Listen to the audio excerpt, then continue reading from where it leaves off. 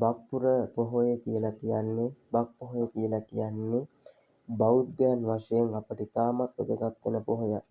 මේකට හේතුවක් වශයෙන් කිව්වොත් පින්වත්නි, අපි දන්නවා ලෝතුරා බුදුරජාණන් වහන්සේ අප මේ ලක්දිවට වැඩම කරන්නට යෙදුණු දෙවියන්ට ලක්දිවට වැඩම කරන්නට යෙදුනේ දෙන්න මේ බක් පොහොය දවසයි.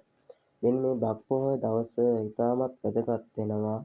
නැත්තම් මේ බක් පොහොය දිනය ලෝතුරා බුදුරජාණන් වහන්සේ වැඩම කිරීමට එක හේතුවක් වශයෙන් අපි දන්නවා නාගදීපේ එකල හිටපු ඒ චූලෝදර සහ මහෝදර කියන දෙදෙනාගේ ඒ තිබ්බ ඝට්ටනේ නැත්තම් ඒ ගැටුම නිසා ඒ තිබ්බ වෛරය නැති කිරීම සඳහා ලෝතුරා බුදුරජාණන් වහන්සේ වැඩම කරන්නට යෙදුණා.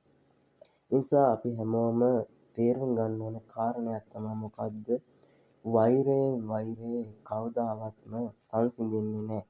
නිසා කවදාවත් තව කෙනෙක් උදෙසා තව කෙනෙක් එක්ක අපි වෛර කරන්නට හොඳ නැහැ.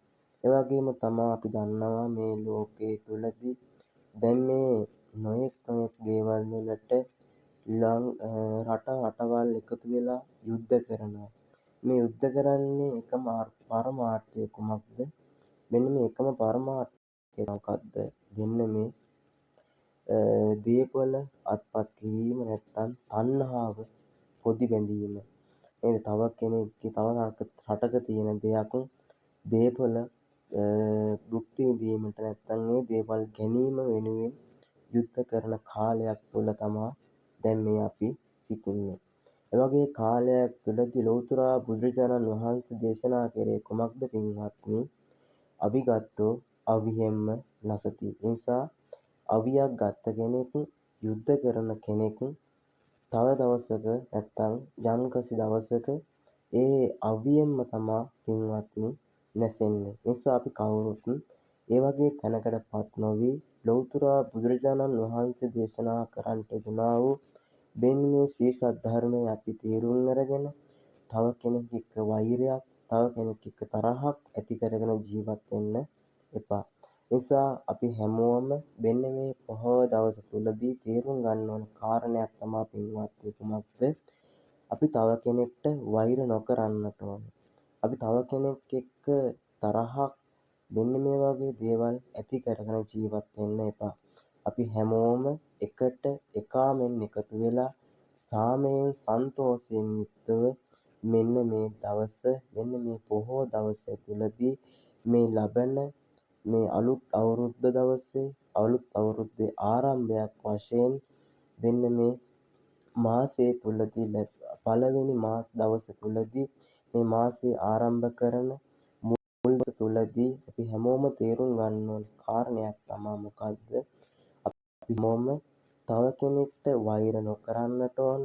තව කෙනෙක් එක්ක තරහක්, තව කෙනෙක්ගේ දේපලක් වෙනුවෙන් මෙන්න මේ වගේ දේවල් උදෙසා අපි රණ්ඩු කරන්නට, ගහ ගන්නට, බැන ගන්නට යන්නේ නැතුව අපි හැමෝම මේ ලැබුණු ජීවිතයේ උපරිමයෙන්ම යහපත් දේවල් වලට, යහපත් කටයුතු වලට යෙදිලා පුළුවන් තරම් මේ ලැබුණු ජීවිතය සාර්ථක ජීවිතයක් බවට පත් කරගන්නට ඕන.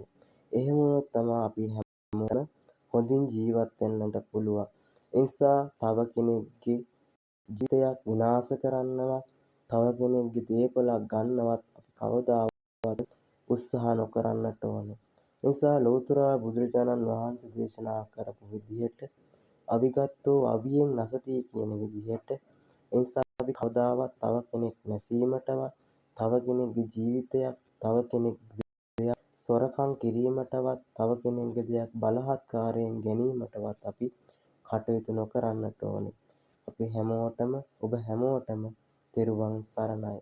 එහෙමනම් මේ පොහොය දිනයේ ඔබ හැමෝටම යහපත් විදිහට යහපත් කටයුතු කර ගැනීමට ශක්තිය ධෛර්යය වාසනාව ලැබේවා කියලා ප්‍රාර්ථනා කරමින් හැමෝටම සම්මා සම්බුදු සරණයි.